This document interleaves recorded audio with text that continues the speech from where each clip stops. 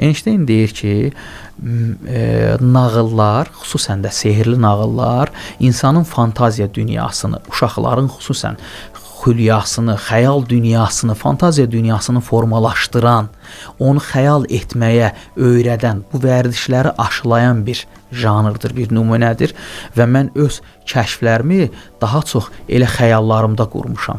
Salam, hər vaxtınız xeyir olsun, əziz Planet FM dinləyiciləri. Siz Azərbaycanın ilk elmi maarifləndirici radiosunu eşidirsiniz. Bu andan etibarən zaman maşınında səyahətimizə başladıq və sizinlə mənim Nigar. Bugün çox maraqlı bir mövzu ətrafında söhbətimiz olacaq. Mən qonağı təqdim edim və sizin üçün hər şey anlaşılan olacaq əslində bundan. Milli Elmlər Akademiyasının Folklor İnstitutunun direktoru, filologiya elmləri doktoru Doçent Hikmət Quliyev və Hikmət bəyə ilk dəfə internet folkloru mövzusu üzrə filologiya elmləri doktoru diplomu təqdim olunub. Yəni ölkəmizdə internet folkloru mövzusunda filologiya elmləri doktoru elmi adını alan ilk şəxs bugün mənimlə həmsöhbətdir. Folklor İnstitutunun direktoru. Xoş gəlmisiniz Hikmət bəy.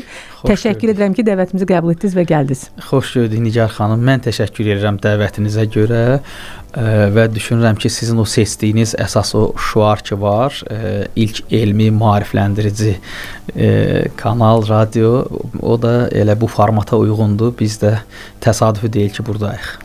Təşəkkür bildirirəm. Hikmət bəy, ənənəvi mif, folklor, şifahi xalq yaradıcılığı və bunların internetdə yeni formaya düşməsindən danışacağıq biz bugün sizinlə. Səbəbləri nədir? Yəni, mən belə başa düşürəm ki, xalqın həmişə şifahi yaradıcılığa ehtiyacı var. Həmişə atalar sözlərinə ehtiyac var. Həmişə miflərə, əsatirlərə, nağıllara, dastanlara ehtiyac var. Sadəcə əvvəllər bunlar şifahi formada nəsildən nəslə xalqın dilində ötürülürdü. Müxtəlif məclislərdə danışılırdı. İndi isə həmən o məclislər yerini bizim üçün virtual şəbəkə, internet əvəzləyib və sanki o genetik yaddaşımızda olan məsələ köçüb indi internetə. Nəyə görə internet folkloru yaranır? Nəyə görə ənənəvi miflər və obrazlar keçir internetə? Təşəkkür edirəm Nigar xanım. Əslində çox maraqlı rakursdan baxırsınız məsələyə və verdiyiniz şərh də doğrudur, yerindədir. İnsan bir ontoloji varlıq olaraq onun mahiyyətində yaratmaq, özünü ifadə etmək, ünsiyyət ehtiyacı kimi təməl, fundamental bir psixoloji arzular, istəklər vardır ki, bunlar da müxtəlif zamanlarda müxtəlif şəkildə öz əksini tapıb. Sizin də çox doğru qeyd elədiyiniz kimi, kommunikasiya kanalları sadəcə dəyişib. Tutaq ki, yazı, məsələn, deyək ki, 3000 il bundan qabaq yazının meydana gəlməmişdən öncəki mərhələ daha çox şifahi mərhələ idi. Və bu mərhələnin əsas ünsiyyət tipi üz-üzə ünsiyyət, insanların biri-biri ilə qarşılıqlı ünsiyyəti idi. Biz bunu, məsələn, qaya rəsmlərində görürük ki, insanlar bugünkü alətlər və bugünkü imkanlar kontekstində adama çox qəribə gəlir ki, adam nə üçün o bərk qayanı nə ilənsə yazmağa, cızmağa çalışıb.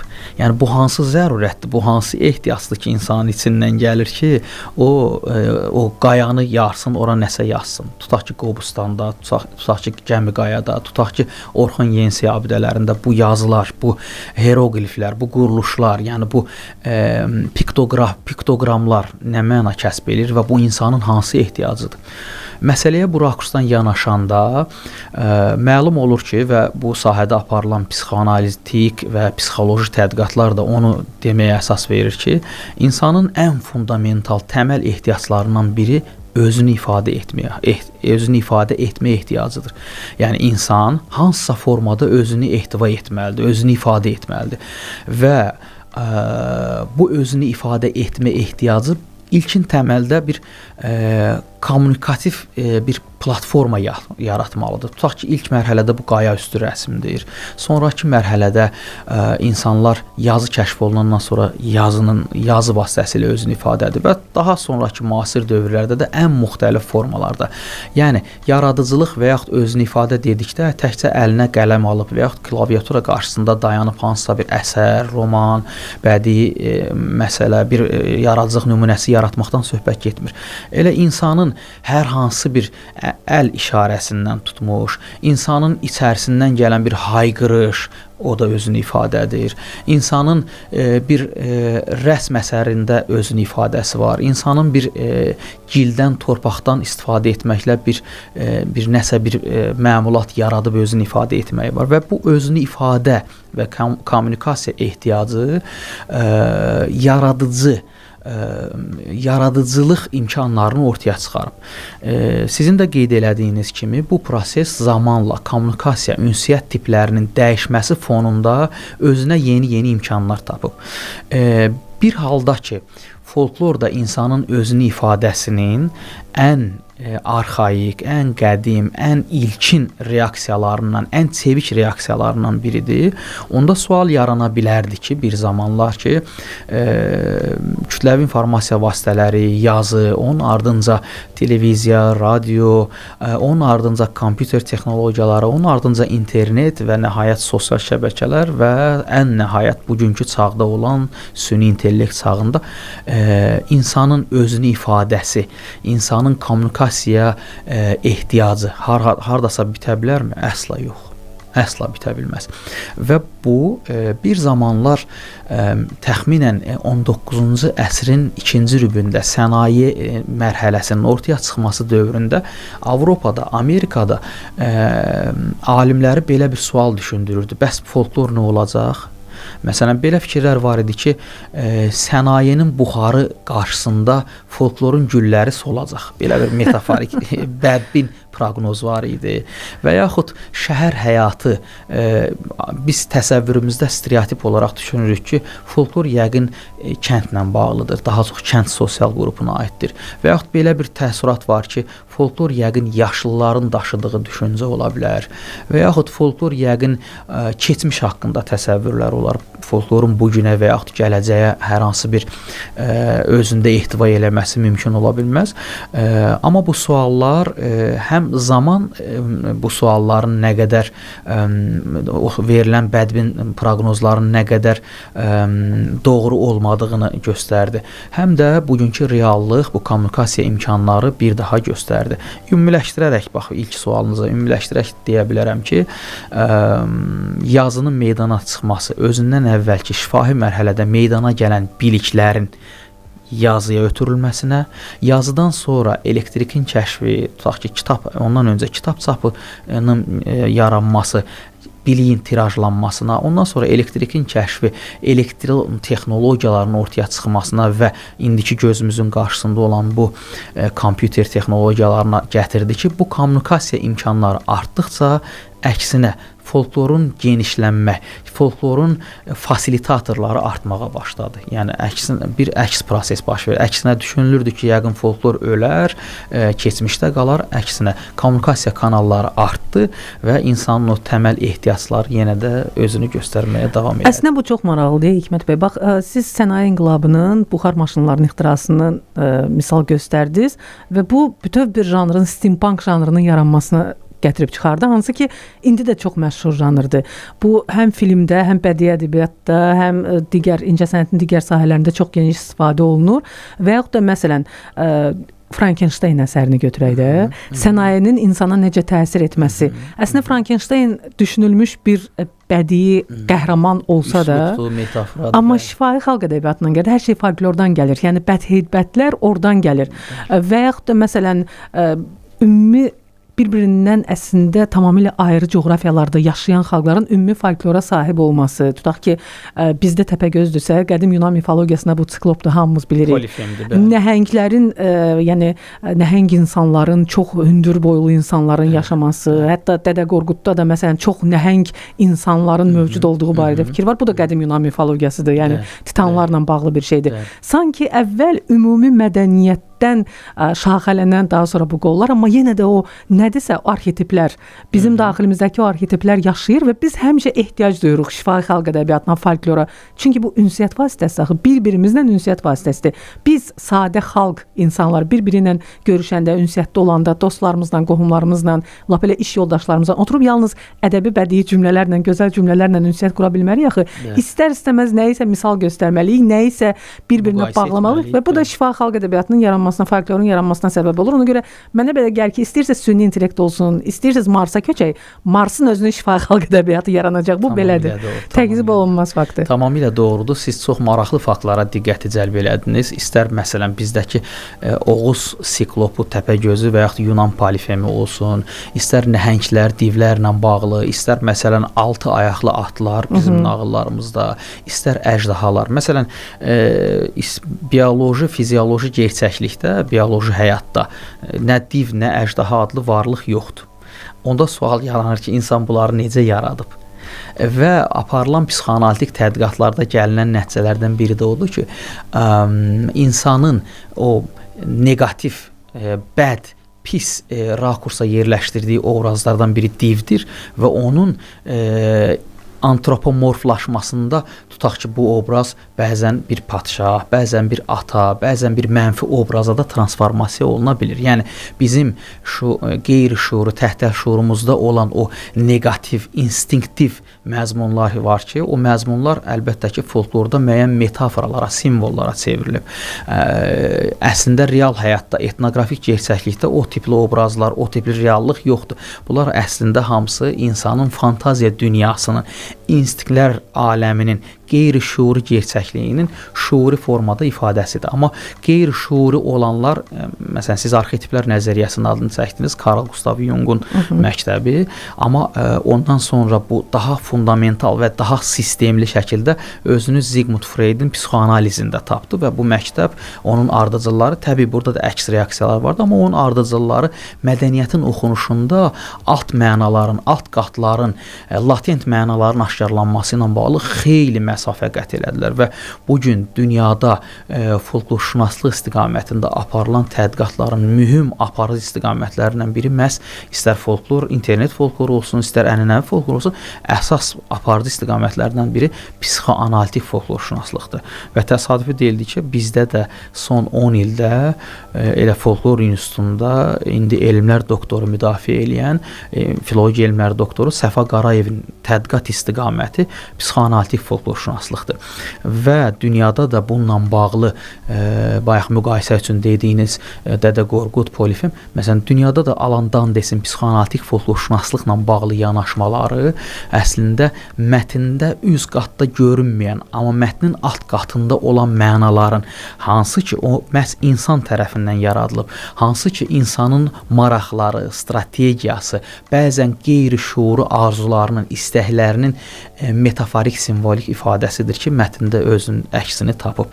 Bunu şuurla görmək mümkün deyil. Tutaq ki, sən Edip kompleksini və yaxud Elektra kompleksini sən mətndə deyə bilmərsən ki, bu şuurlu yaradıcılığın nəticəsidir. Qətiyyən belə deyil.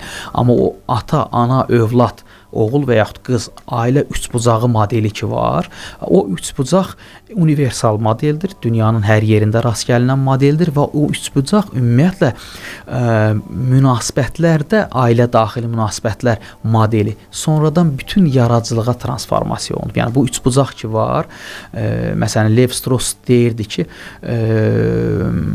bəşəriyyətin insest qadağasından imtina etməsi indiki sivilizasiyanı yaradıb, insanlığı yaradıb. Əgər bəşəriyyət bu insest qadağasından, insest qadağası yaranmasaydı, indiki cəmiyyət anlayışı, indiki sivilizasiya olmayacaqdı. Bu nə deməkdir? Bu o deməkdir ki, Edip kompleksi də, Elektra kompleksi də əslində harada, hansı zamanda, hansı irqdən, hansı millətdən olmağından asılı olmayaraq hər kəsin daşıdığı psixoloji komplekslər. Bəli, şuur altındadır. Sadəcə olaraq onun təzahürləri bizdə bir şəkildədir, Afrika mədəniyyətində bir şəkildədir, Avstraliyada bir cürdür, Avropada, Amerikada fərqlidir və s. Bu şəkildə özünü göstərir. Hikmət bəy, bu Dədə Qorqud dastanına söz düşmüşkən, Anarın bu günlərdə çap olunan bir essesi var. Orada Dədə Qorqud dastanını misal göstərib və müqayisə edib, Anar ümumiyyətlə həmişə bilirsiniz də, Dədə Qorqud dastanı onun yaradıcılığının leytmotivini təşkil edir. Dədə Qorqud dastanının tədqiqatçılarından biridir. Dədə Qorqud barədə çəkilən bədii filmin ssenari müəllifidir və Anar orada qeyd edir ki, Kitab-ı Dədə Qorqud o qədər unikal və universal bir dastandır ki, digər xalqlar, məsələn, Avropa xalqlarının adını çəkir, hətta İngilislərin, Britaniya adasında yaşayanların adını çəkir ki, onların belə fundamental dastanı yoxdur. Kral Artur haqqında rəvayətlər və əfsanələrdə, amma məhz Kitab-ı Dədə Qorqud, bax o qoca arxetipi, dünya görmüş qoca arxetipi, hansı ki ölümdən qorxur. Elə adını Qorqud adlandırılmasını da bununla bağlayırlar, əlaqələndirirlər. O qoca arxetipi istər-istəməz, yəni bizim bütün daha sonraki miflərimizdə, əsatirlərimizdə, dastanlarımızda bir el ağsaqqalı obrazında mütləq təzahür edir. Sanki bu bizdə oturuşmuş obrazda o qoca müdrik arxetipi. Qoca arxetipi tamamilə doğrudur. Siz mənim fəlsəfə doktoru mövzumu ora məni yönləndirirsiniz. Təbii ki, indi mən dediyiniz son esseni oxumamışam.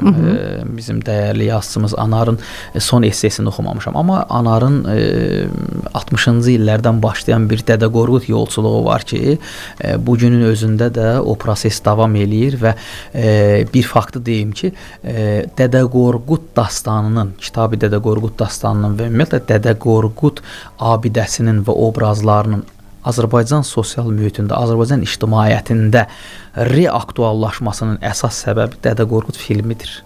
Çünki bu Oğuz yaradıcılığının məhsulu olan Dədə Qorqud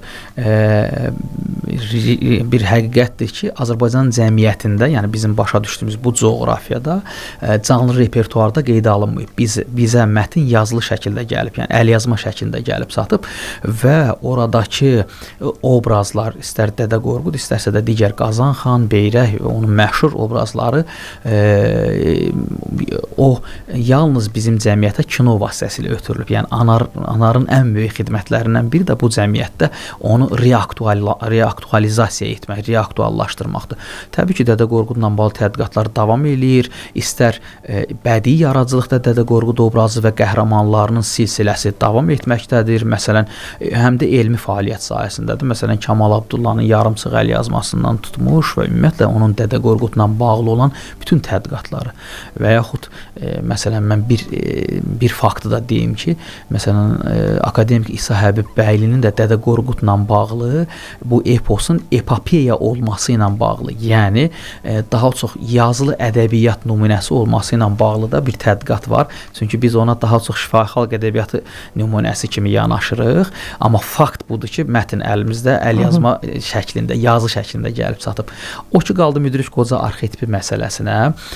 İstər Dədə Qorqudda, istər Oğuznamədə, istər ondan sonraki dövrlərdəki tutaq ki, məhəbbət dastanlarındakı lələ obrazları və yaxud Koroğlu dastanındakı hansısa bir müdrik məsləhət verən şəxslər, bunlar heç bir halda genealoji əlaqədən söhbət getmir. Yəni ənənə ilə müdriklər, yaşlılar ötürülməsi kimi bir anlayış yoxdur. Burada söhbət lap ilkin sizin dediyiniz və mənim də dediyim bir fikir var ki, insanlığın ünsiyyətə və insanlığın folklora ehtiyacı var. İnsanlığın həm də bir inanc mərkəzinə, insanlığın həm də bir ağsaqqala, böyüyə, idarə ediciyə ehtiyacı var. Bu mərkəz simvolizmi şəklində, məsələn, Mircə Eliadinin yaradıcılığında pirlər ocaqlardan, ilk tapınaqlardan tutmuş, müasir dövrdəki cəmiyyətlərdə tutaq ki, bir 50 il, 100 il bundan öncə daha çox aktual olan tutaq ki, seyidlərə qədər. Məsələn, seyidlər hər bir regionda, hər bir rayonda seyid var. Və bunlar istinad eləyir öz nəsillərini deməli ərəb mənşəyinə, yəni ərəb mənşəyi ilə bağlayırlar. Əslində isə o seyidlərin heç birisi ərəb deyil, türkdülər, Azərbaycanlıdırlar. Sadəcə olaraq o sakrallığın, müqəddəsliyin ötürülmə formalarından biri seyidlik də, ağsaqqallıq da, müdriklük də hamısı bir yerdə cəmlənir. O yol göstərəndir, o başçıdır, o məsləhət verəndir. Bunun təzahürlərindən biri Dədə Qorquddur. Tutaq ki, paralellə aparaq. Məsələn, müasir dövrdə Azərbaycan dilli virtual mühitdə bu ipostaya uyğun gələn obrazlardan biri Albert Einstein obrazıdır. İndi dinləyicilərimizə mən elə ona keçid edəcəm. Hikmət bəy, nəyə görə Albert Einstein? Çünki ingilis dilli internetdə bu Nikola Tesla obrazıdır. Nikola Tesla'nın məşhur bir foto şəkli var, qınayıcı baxışlarla, belə yan baxışlarla baxması və onun altına adətən bizdə Albert Einsteinin statlarından, o fake statlarından adət etdiyimiz sözləri yazırlar və Nikola Tesla obrazıdır bir sözlə bu ingilis dilli internetdə. Bizdə isə Albert Einstein. Niyə məsələn Lütfüzadə yox? niyə Landau yox və Albert Einstein? Nə ilə bağlı oldu bu? Çox maraqlı mövzudur və elə müdrik qocadan da bizim bu Albert Einstein mövzusuna keçməyimiz əsaslıdır. Əvvəla onu deyim ki, Azərbaycan dilli virtual mühitdə, Azərbaycan mədəni diskursunda Nikola Tesla yalnız elmi mühitdə və elm adamlarının daha çox tanıdığı obrazdır. Yəni ümumkütləvi mənada, oxucu mənasında Tesla o qədər də məşhur deyil. Birinci məsələ bu. Yəni deyim ki, məsələn Landaunun Bakıdan olan Nobel mükafatı alan adam kimi belə bir məşhurluğu var.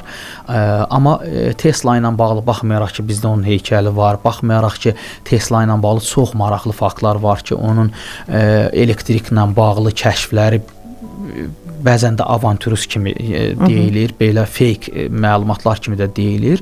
Amma bu tipli situasiyalar belə pozitiv, belə deməli irreal və yaxud belə ziddiyyətli məqamlar adətən nəsə törədir. Ən azı şayə törədir, folklor törədir, ən azı bir şəhər folkloru nümunəsi yaradır. Amma Azərbaycan dilli virtual mühitdə mənim axtardığım, gördüyüm qədərilə Tesla obrazı yoxdur. O ki qaldı Albert Einstein məsələsinə. Albert Einsteinin folklorlaşması, ümumiyyətlə bu şəxsiyyətin, bu dünyaca məşhur, fundamental, epoxal dəyişikliklər yarada bilən fizikada nisbilik nəzəriyyəsi və s. bugünkü gördüyümüz xeyli məsələlər, indi biz ixtisasımız uyğun deyil və kompetent deyilik o məsələyə, amma yəni bizim ümumi bildiyimiz odur ki, o fizika sahəsində epoxal dəyişikliklərə imza atan kəşflər edib. Amma bəs Azərbaycan dilli virtual mühit üçün nədir? Əvvəla onu deyim ki, Albert Einsteinin folklorlaşması prosesi hələ 1960-cı illərdə deməli Amerika folklorşünası, biraz da folklorun tətbiqi ilə məşğul olan Winnickin tədqiqatında ilk dəfə rast gəldim ki, o deyir ki, FOF deyilən, friend of friend deyilən bir model var, dostumun dostu. Bu folklor nümunələrin yayılma formalarından biridir. Necə ki, məsələn, bizdə mifoloji rəvayətlər, memoratlar var, deyirlər ki, babam deyir, babama filan kəs deyib. Yəni bir şey ki, konkret dəqiq mənbəsi yoxdur, o mənbəni belə amma həm də mənbəyə söykənmək üçün deyirsən ki, babam danışırdı, babamın babası danışırdı. Belə bir FOF modeli yaranıb. Bu yazılı hələ internetin yaranmadığı dövrdə kitabdan kitaba ötürülən informasiyadır. Winnick deyir ki, Albert Einsteinin rəfiqəsi olan bir xanımın rəfiqəsi ona deyir ki, sən Alberti tanıyırsan. Sən ondan soruşa bilərsən ki, mən övladımı necə böyüdüm ki, o da Albert kimi belə məşhur bir alim olsun. Bu Einstein rəfiqəsi gəlir ondan bu sualı soruşur. Einstein ona deyir ki, sehirli nağıllar oxusun. Bu da gedir öz rəfiqəsinə o məlumatı deyir ki, cənab Einstein dedi ki, sehirli nağıllar oxusun. Bu düşünür ki, yəqin Einstein ciddi fikir verməyib, ya nəsə bir zarafat eləyib. Bu biraz da xətrinə dəyir ki, bu qeyri-ciddi cavabı niyə verdi? Rəfiqəsi yenidən gəlir Einsteinlə soruşur ki, axı bu nə cavabı idi? Bunun izahını verə bilərsiniz? O deyir ki, indi bu nə qədər həqiqətdir, nə qədər yalandır, biz bunu bilmirik. Sadəcə kitabdan kitaba Einstein barədə ötürülən bir folklorik məlumatdır. Einstein deyir ki, nağıllar, xüsusən də sehirli nağıllar insanın fantaziya dünyasını, uşaqların xüsusən xülyasını, xəyal dünyasını, fantaziya dünyasını formalaşdıran, onu xəyal etməyə öyrədən, bu vərdişləri aşılayan bir janrdır, bir nümunədir və mən öz kəşflərimi daha çox elə xəyallarımda qurmuşam. Və belə bir məlumat. Winnick deyir ki, hələ Einsteinlə bağlı folklor nümunələri internet yaranmamışdan əvvəlki dövrlərə, 30-40 il əvvələ təsadüf edir. Konkret gələk Azərbaycan dilli virtual mühitdə necə oldu ki, Einstein yayıldı? Burada Einsteinin real həyatda olan fotolarının bir qədər rolu olub. İlkin olaraq. Məsələn, onun ayaqqabı ayağında belə şəpit kimi deyək də, yəni belə bir yay ayaqqabısı var ki, orada ayaq yalındı. Və yaxud onun başqa indiki dövr üçün elə də qərbi olmayan, amma bir zamanlar üçün qərbi olan qərbə saçları var, qeyri-adi saçları var. Və yaxud ən məşhuru dilini çölə çıxartdığı belə sanki bütün dünyaya gülürmüş kimi, bir ironiya edirmiş kimi bir təsvirləri var. Və ilkin dövrlərdə Azərbaycan dilli virtual mühitdə təxminən 2010-cu illərdə ən çox belə ən qədim tapdığım nümunələr 2010-cu illərdən bu yana təsadüf etdiyimiz nümunələrdə Einsteynin bu şəkilləri, bu rəsmləri götürülür. İndi bizim internet memləri dediyimiz, amma CAPS texnologiyası ilə, yəni rəsmlərin üzərində caption and screen o texnologiyanı tətbiq etməklə rəsmlərin üzərində müəyyən dəyişiklik edib altına sözlər yazmaqla Azərbaycan dilli virtual sosial şəbəkədə bu nümunələr yayılmışdı. İndi mən sizə bir neçə nümunəni deyəcəm. Məsələn, Einsteynin təsviridir. Altında yazılıb ki, dəvəyə deyiblər ki, boynun niyə əyridir? Anası cavab verib ki, telefonla oynamaqdan. Və yaxud Einsteynin dilindən balama qurban çipsilər, balam navaq, balam haçan cip sürər. Məsələn, ikinci nümunə bizim oxşama nümunəmizdir. Ənənəvi bildiyimiz balama qurban inəklər, balam navaq iməklər, balama qurban alçalar, balam navaq əl çalar. Belə bu tipli nümunələr var idi. Və yaxud bu dəvəyə deyiblər boynun niyə əyridir? O da deyir ki, telefonla oynamaqdan. Bunun ənənəvi mühitdə fərqli cavabları var. Einsteynin rəsmləri əslində burada ifadə olunmalı, cari olaraq ifadə olunacaq fikrin ifadəsi üçün bir vasitə rolunu oynayır. Əslində Azərbaycan dilli virtual mühitdə, Azərbaycan dilli virtual folklorda Einsteynin alim obrazı ikinci plana keçir. Onun birincisi təsvirləri, ikincisi o təsvirlərin komikliyi, ironikliyi və Einsteynin sosial mühitdə daha çox məşhurluğu. Bu məşhurluq, bəs indi sual yarana bilər ki, Azərbaycan dilli virtual mühit üçün, yəni Azərbaycanlı üçün Einsteyn hansı obrazdır, hansı qəlibdir ki, o belə çox rahat şəkildə mənimsənilib. Çünki folklorun əgər uyğun modeli, uyğun qəlibi yoxdursa, sən yad folkloru qəbul edə bilmərsən. Məsələn, bir fakt deyib qayıdacam Einsteyni. Məsələn, bu gün bayramlarla bağlı tez-tez bizə Qərb cəmiyyətindən daxil olan Halloween-lə bağlı görürsüz, boranı kəsmək, içinə işıq qoymaq. Bu belə ara sıra gözə dəyir. Əslində bu da keltlərdən gələn, Skandinav folklorundan gələn bir şeydir. Amma bizim mühit üçün, yəni Türk dünyası, Oğuz cəmiyyəti, Azərbaycan cəmiyyəti üçün o qədər də xarakterik olan deyil, tam müasir dövrün. Amma bu hələ ki indiki şeydə deyirəm ki, dönəmdə deyirəm ki, bir bayram modeli olaraq artıq transformasiya olunmaqdadır, ötürülməkdədir. Çünki internet buna əsas yarada bilir. Amma mənimsənilmək baxımından, özününkünləşdirmək baxımından hələ ki oturuşmayıb. Yəni bunun içərisində nə Novruz bayramındakı kimi bir ilin təzələnməsi, təbiətin yenilənməsi modeli yoxdur. Bunun içərisində tutaq ki, bizim Qurban bayramı ilə bağlı dini diskursdan gələn, amma yerli, lokal cəmiyyətin öz reaksiyalarında doğuran bir əlamət yoxdur. Ola bilər bu bayram hansısa folklor modelinə bir neçə ildən sonra oturacaq Halloween. Boranı və Balqabaq festivalı məsələn. Nə bilim Balqabaq kitabı hazırlamaq. Tutaq ki, çünki burada bir onun dayandığı bir nöqtə olmalıdır ki, o nöqtəyə söykənsin də. Hələ ki bu yoxdur. Və buna görə də bunun mənimsənilməsi prosesi, folklorik mənimsənilməsi, özününküləşdirmə prosesi hələ ki getməyib. Amma Albert Einstein bizim ənənəvi folklorumuzdakı iki obrazın mahiyyətini özündə daşıyır. Bunlardan birincisi bizim müdrik qoca arxetipinin əsas obraz zərgələrindən biri olan Dədə Qorqud, ikincisi isə müdrik qoca arxetipinin qəhrəman, ciddi ipostasının əksi olan triksterik model olan Molla Nəsrəddin. Biz bilirik ki, Molla Nəsrəddin obrazı ironik obrazdır, komik obrazdır, yumorik obrazdır və Molla Nəsrəddin daha çox reallığı irreal modellərlə, reallığı özünün sanki lokal psixoloji durumu ilə qəbul eləyir. Yəni Molla Nəsrəddin bəzən indi dinləyicilərimizdə fərqli fikir yarana bilər ki, Molla Nəsrəddin obrazdır, Molla Nəsrəddin lətvənin yaradıcısı. Əsla elə deyil. Molla Nəsrəddin tribunadır.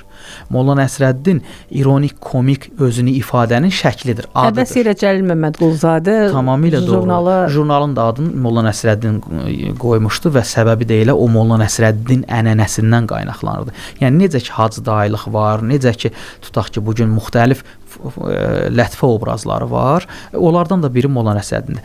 Və bu Albert Einsteynin Azərbaycan dilli sosial mühit üçün çox belə rahat mənimsənilməsinin prototip modeli əslində iki obraz dediyim kimi, bir Molla Nəsrəddin, bir də Dədə Qorqud obrazıdır. Dədə Qorqudluq arasındadır. Dədə Qorqudluq onun müdrikanə ifadələrindədir. Məsələn, Dədə Qorqud deyir ki, tutaq ki, qarı düşmən dost olması. Bu bir hökmdür, ifadədir. Yəni bizim bir ağsaqqalın bizə verəcəyi bir tövsiyə modelidir. Albert Einstein ilə bağlı virtual mühitdə yaranan faktların bir qrupu elə bu tipdədir. Bayaq dediyimiz kimi, tutaq ki, məsələn, burada bir sıra nümunələr var. O nümunələrdə həmin o hökm xarakter, məsələn, deyir ki, bir qızın ən yaxşı cehizi kredit açılmamış adıdır. Yəni elə bilin ki, bir ağsaqqal söz deyir. Müasir dövrün reallığı var və orada bir hökm, imperativ, bir yol göstərənlik var. Bu onun Dədə Qorqudluğudur. Yəni hərfi mənada demirik, şərti mənada deyirik. Amma onun içərisindəki komikliyi və ironikliyi bir tərəfdən internet folklorunun öz təbiətindən qaynaqlanır. İnternet folkloru heç də hər şeyi ənənədə olduğu kimi qəbul etmək fikrində deyil. Onda səbəbləri var, yəqin ki, gələcək o məsələyə. İkinci tərəfdən isə həm də Albert Einsteinin özünün o dediyimiz həmin o təsvirlərindəki yumorik, ironik model var ki, orada artıq Azərbaycanlı üçün, Azərbaycanlı dünyagörüş üçün çox gözəl model var, Molla Nəsrəddin modeli. Həm də deməli Albert Einstein Nəsrəddin varidir. Yəni bir onun Qorqudluğu var, Dədə Qorqudluğu var, bir də onun Nəsrəddin variliyi var ki, bu son nəticədə Azərbaycan dilli virtual mühitdə qlobal sosial şəbəkədən daxil olan və ən populyar olan obrazdır. Və bu obraz tutaq ki 2010-cu illərdən başlayıb biz bunun statistik analizində aparmışıq. Baxmayaraq ki üstündən tutaq ki 15 il keçib və bu şeylər bəzən arxaikləşir, bəzən unudulur, yeni gündəm bunun yerini tutur. Amma birdən kimsə hər hansı bir sosial situasiyaya, bir cari məsələyə reaksiya verəndə həmin o folklorik faktı gətirib yenidən sosial şəbəkəyə daxil edir və bu sosial şəbəkəyə daxil olanda yeni bir dalğa başlayır. Yəni bu belə idarə olunmayan təbii şəkildə özü-özünü yaradan bir sistemdir. Özü-özünü doğuran bir sistemdir. Çox maraqlıdır. Hikmət bəy, bəs internet folkloru kimin üçündür? Kimə maraqlıdır bu? Burada müəyyən yaş kateqoriyası var ki, məsələn, yeniyetmələrə daha çox maraqlıdır və yaxud da orta nəslə daha çox maraqlıdır. Bu statistika aparılıb yoxsa? Deməli, mən sizə bir hadisə deyim. Deməli, biz bu həm də tədqiqatçılar üçün də maraqlı ola bilər. Mən xatırlayıram ki, ilk dəfə Web of Science-a məqalə vermək üçün, Web of Science tərəfindən indeksasiya olunan jurnala məqalə vermək üçün bir mövzu işləmişdim və orada bir sıra iddialar irəli sürmüşdüm ki, internet mühiti daha çox kişi sosial mühitidir. İnternet mühiti daha çox yeniyetmə və ərgən sosial mühitidir. Və bunun da nəticəsində internet mühiti kişi mövqeyli, patriarxal mövqeyli və daha çox da ərgənlik çağında olanların ideokulturası əsasında qurulub. Belə bir fikir irəli sürmüşdüm. Bu təxminən 10 il, bəlkə də biraz ondan az olar, müddət əvvəl baş vermişdi. Mənə jurnalın redaktorundan belə bir sual gəldi ki, siz bunu bu iddianı hansı verilənlər əsasında təqdim edirsiniz, nəyə söykənib deyirsiniz?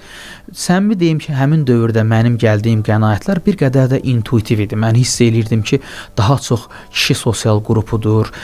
Burada olan vulqar leksikon daha çox kişi sosial qrupuna məxsusdur və buradakı o jargonlar daha çox kişi ideokulturasının, kişi mövqeyinin ifadəsidir. Bu mənim folklorşünas kimi gəldiyim qənaət idi.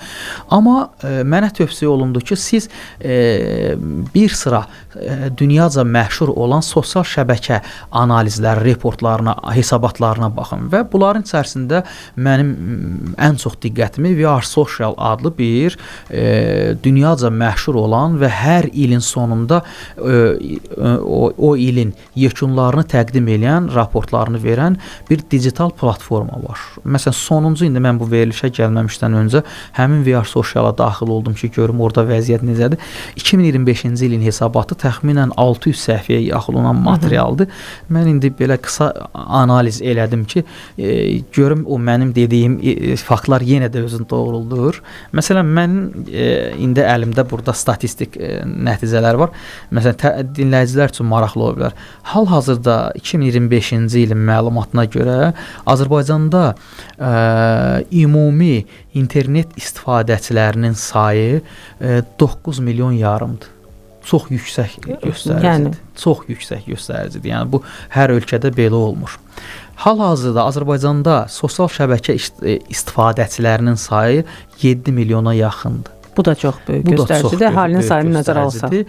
Burada görünür həm bu texnologiyaların ölkədə inkişafı, həm internetin əlçatan olması, bununla bağlı görülən işlər, dövlətin apardığı siyasətdə görünür təsir eləyir bu məsələlərdə. Çünki bu statistika təsadüfən ortaya çıxa bilməz və mənim dediyim beynəlxalq bir statistikadır. Və yaxud konkretləşdirirəm. Məsələn, Facebook sosial şəbəkəsi üzərində hal-hazırda 2 milyona yaxın istifadəçi var Azərbaycan segmentində. Və yaxud Instagramda 4 milyondan biraz artıqdır. Hansı ki, əvvəlki illərdə bu daha çox Facebookun xeyrinə idi bu rəqəmlər. Və yaxud hal-hazırda TikTok istifadəçiləri 6 milyondan yuxarıdır. Məsələn, Facebook, Instagram və TikTokla bir-birinə müqayisə aparanda TikTok daha çox özünü göstərir. Sonra bu analizlərin yaş qrupları üzrə var ki, filan sosial şəbəkədə filan yaş qrupları, mən bunu Azərbaycan üzrə də baxdım ki, daha çox TikTokdadır və yaş nisbəti hansı dövr daha yüksəkdir. Deməli, burada bir təxminən 14-15 yaş həddindən təxminən 60 yaşa qədər ki bir mərhələ var. Yenə də kişilərin cüzi üstünlüyü var. Təxminən 51-in 49-a, 50,5-in 49,5-ə bir üstünlük var. Amma bu cüzi üstünlükdir. Bu belə bir deyim ki, xüsusən aparıcı kultura. Yəqin kişilər daha çox fake profillərdən istifadə edir. Bu da var. Bu da məsələn yerli müəyyən bir milli mühafizəkar stereotiplərlə bağlı məsələdir. Ona da qayıdarıq. Amma yaş məsələsi yerindədir. Bu məhz müəyyən qədər ərgənlik çağından başlamaqla söhbət sosial şəbəkə istifadəçilərindən gedir. Onsuz da internet bu dəqiqə 3 yaşında, 5 yaşında uşaqlar da o YouTube-un short videolarına baxırlar, reelslər səhifələyirlər, baxırlar. Amma sosial şəbəkədə profili olub istifadə eləyən bu təxminən 10 yaşdan yuxarı, 13 yaşdan başlamaqla təxminən 60 yaşına qədər çox yüksək faizdir. Burada təbii ki, yaş yüksəldikcə, məsələn 40 yaşa qədər burada faiz yüksəkdir. 40-dan yuxarı doğru getdikcə faiz azalır, 60-dan yuxarı getdikcə lap aşağılara düşür. Və biz bilirik ki, məsələn tutaq ki 15 və yaxud 13 yaşdan 40 yaş dövrü insanın ən aktiv, ən belə passionar, ən emosional, belə yaşının bu çağlarıdır. Müəyyən 40 yaşından sonraki müdrikləşmə, müəyyən qədər həyat haqqında düşüncələrin daha sabitləşməsidir. Bura qədərki mərhələlər daha çox təbəddülatlar, ziddiyyətlər, öyrənmək, bir düşüncədən başqa düşüncəyə keçmək, mənimsəmək, nələrsə qəbul etmək. İnternet folklorunun istifadəçiləri, bunun yaradıcılarına baxanda da biz bu reallığı görürük. Məsələn, biz bunu nəyin əsasında deyirik? Məsələn, Azərbaycan dilli virtual sosial şəbəkədə, Azərbaycan dilli virtual folklor mühitində istifadə olunan leksikon, jargon, oradakı davranış modelləri, oradakı ənənəyə münasibət, bizim tutaq ki, ənənəvi Dədə Qorqud obrazımıza, Koroğlu obrazımıza, Molla Nəsrəddin obrazımıza, ənənəvi dil üslubumuza, atalar sözlərimizə, nağıllarımıza, ənənəvi rəvayət, əfsanə tipli, sakral məzmun kəsb eləyən dəyərlərə, seyidlərə, bayaq dediyim kimi ocaqlara, pirlərə münasibətdə sərgilənən 3 tip münasibət forması var. 1. Çox az ənənənin dəstəklənməsi, ənənəyə olduğu kimi yanaşma, yəni sakraldırsa sakraldır. İkinci tip bir qədər daha yüksək faiz, ənənəyə alternativ yaratmaq, yəni ənənə bu cürdür, biz yeni ənənələr yaradırıq. Üçüncü tip daha çox üstünlük, aparıcı ideologiya, aparıcı ideokultura isə ənənəni inkar etmə. yeni ənənə yaratmaq iddiası. Məsələn, tutaq ki, Dədə Qorqudla bağlı, Koroğlu ilə bağlı, Molla Nəsrəddinlə bağlı ortaya çıxan bu folklorik faktlar, yəni Azərbaycan dilli virtual mühitdə yaranan bu folklorik faktlar heç bir halda ənənə ilə dəstəklənmir. Məsələn, tutaq ki, Koroğlu ilə belə bir qısa bir mətn var. Koroğlu ilə Qaçaq Nəbi bir avtobusa minib gedirlər. Düşmək məqamı gələndə, avtobusdan enmək məqamı gələndə baxırlar ki, nə onda pul var, nə bunda pul var. Koroğlu deyir ki, onda gəl Qaçaq Nəbi. Bizim ənənədən bildiyimiz Qaçaq Nəbi ifadəsi Koroğlu ilə Qaçaq Nəbinin bir yerdə dildə olan qaçaq sözünün hərfi mənası əsasında söz oyunu, deyilmi? Söz oyunu əsasında bir folklor faktı yaranıb. Amma getsək ənənəyə görərik ki, qaçaqlıq anlayışı özü bir protestdir. Özü bir ənənəvi qəhrəman modelinin müasir təzahürlərindəndir. Necə ki, Qazan xan qəhrəman idi, Beyrək qəhrəman idi.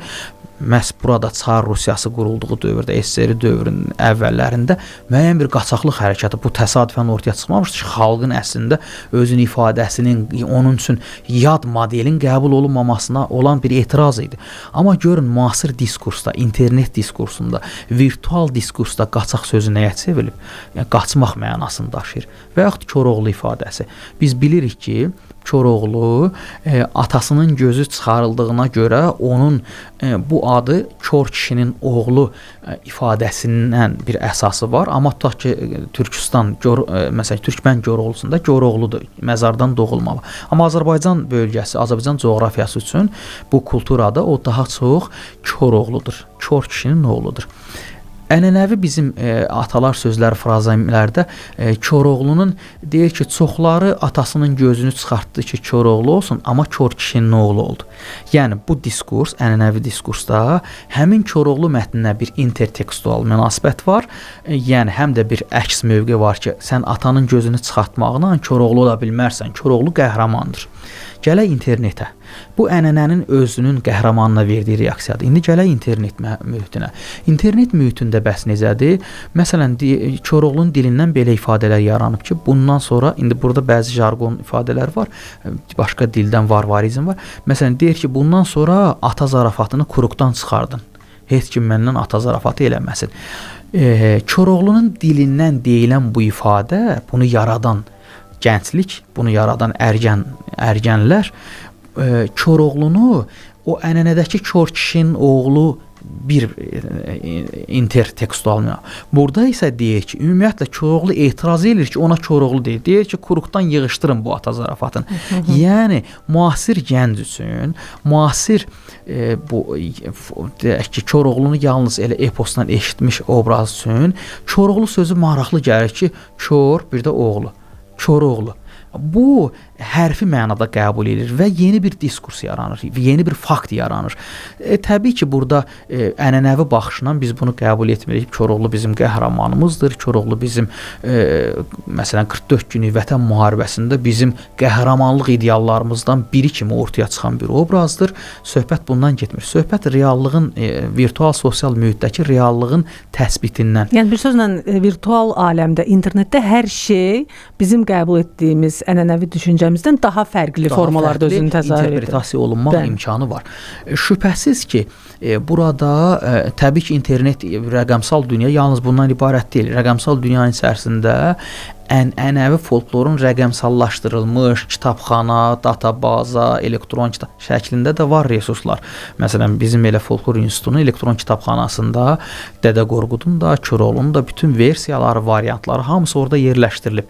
Kimsə marağında olsa, oradan daxil olub onunla da tanış ola bilər. Amma virtual sosial şəbəkə idarə olunan proses deyil. Necə ki, dilə hər hansı bir yad ifadə, yad deyim, məsələn, kompüter sözü, həm bilgisayar var, həm kompüter var. Bilgisayar bunun türk mənşəli sözüdür. İkisi də bizdə istifadə olunur. Amma kompüter sözündən də imtina olunmadı. O, kompüter sözü vətəndaşlıq hüququ qazandı Azərbaycan dilində. Bu prosesi kimsə etmədi ki, yəni dildə özünə vətəndaşlıq hüququ qazandı. Məsələn, cənab prezident də vurğuladı ki, belə sözlər əgər dildə qarşılığı varsa, belə sözlərdən istifadə əslində doğru deyil. Tamamilə doğrudur. Bu belə sözlər qarşılığı olduğu halda niyə görə biz ondan istifadə edirik? Amma Bu məsələn kompüter sözü bilgisayar bu bilgini saymaq mənasında istifadə oluna bilərdi, amma daha çox kompüterdə paralel şəkildə istifadə olundu. Virtual sosial şəbəkələr də belədir. Orada bir təbii proses var. Bəli, biz maarifləndirmə mənasında işlər aparırıq, gənclərimizi yetişdirmək üçün gənclərimizə bu ənənəvi dəyərləri tövsiyə edirik, maarifləndirmə işini görürük, onları ənənəvi dəyərlərlə də tanış edirik. Amma internet mühiti açıq sosial mühit olduğuna görə özünü ifadə üçün, anonim özünü ifadə üçün əlavə şəraitlər, fake profillər yaratdığına görə burada bəzən bu prosesləri də idarə etmək, ona nəzarət etmək mümkün deyil. Amma bu reallıq da bizə ənənəvi folklor faktlarını təqdim etmək, təbliğ etmək baxımından daha çox üzərimizə vəzifələr qoyur. Məsələn, bu gün tutaq ki, bir zamanlar bu informasiya mühiti olmadığına görə o qədər də ehtiyac yox idi buna. Yəni onsuz da kiminsə marağı var isə öyrənir. İndiki halda bizim üzərimizə düşən mühüm vəzifələrdən biri bax bu ənənəvi obrazlarımızı daha çox tanıtmaq, daha çox populyarlaşdırmaq, daha çox real həyatda, məsələn, bunun müxtəlif modelləri var. Tutaq ki, Türkiyədə Molla Nəsrəddinin xeyli heykəlləri var. O heykəli ilə görəndə onun yadına düşür. Və yaxud məsələn bizdə Koroğlunun heykəli var, Dədə Qorqudun heykəli var. Bunlar da reaktualizasiya baxımından mühüm rol oynayır. Çox maraqlı söhbət oldu Hikmət bəy. Təəssüf ki, vaxtımız məhduddur. Amma məncə ən vacib məqamlara toxunduq. İnternet folkloru mövzusunda və ümid edirəm ki, dinləyicilərimiz üçün də maraqlı oldu. Təşəkkür edirəm buna görə sizə. Verilişimizin ənənəvi sualı var, o sualı ünvanlamaq istəyirəm. Əgər zaman maşını ixtira olunsaydı, siz hansı dövrə səyahəti seçərdiniz? Keçmişə gedərdiniz, indiki zamanda qalardınız, yoxsa gələcək sizə daha maraqlıdır? Əlbəttə ki, mən də o nostalgiya bizim hamımız üçün maraqlıdır deyə mən də nostalgiya eşqi, həsrəti ilə keçmiş haqqında düşünərdim ki, mən də keçmişi görmək istəyərdim. Müəyyən dövrlər var ki, tutaq ki, məsələn, Azərbaycan ədəbiyyatının, Azərbaycan mədəniyyətinin çox passionar dövrləri var ki, o dövrləri mən də o dövrdə yaşayıb görmək istəyərdim. Bu bir keçmiş sevdasıdır. Hamımızın içində olan bir keçmişə qayıtmaq, səyahət etməkdir. Və həm də insanın ən böyük arzusu gələcəyi görməkdir. Bütün cəhdlər var bu gün. Necə edək ki, gələcəyi biraz sonranı görək. Bu da insanın ən böyük arzularındandır. Mən də o arzularını daşıyırsam gələcəyi görmək istəyərəm. Amma mənim üçün ən vacib cari məqamdır, cari zamandır. Mən elə cari zamanda qalmağı və həyatı bu şəkildə öz ritmi ilə yaşamağın tərəfdarıyam. Əla, mən sizə təşəkkürümü bildirirəm. Çox sağ olun, maraqlı söhbətə görə. Minnətdaram. Əziz dinləyicilərimiz, xatırladıram ki, bugünkü həmsöhbəti Milli Elmlər Akademiyasının Folklor İnstitutunun direktoru, filologiya elmləri doktoru, dosent Hikmət Quliyevdir və ilk dəfə olaraq internet folkloru mövzusu üzrə filologiya elmləri doktoru adını almış insandır. Hikmət bəy, onunla internet folkloru mövzusundan söhbət etdik, danışdıq. Ümid edirəm ki, maraqlı oldu sizin üçün. Yenidən eşidilmək ümidi ilə özünüzə və planetə yaxşı baxın.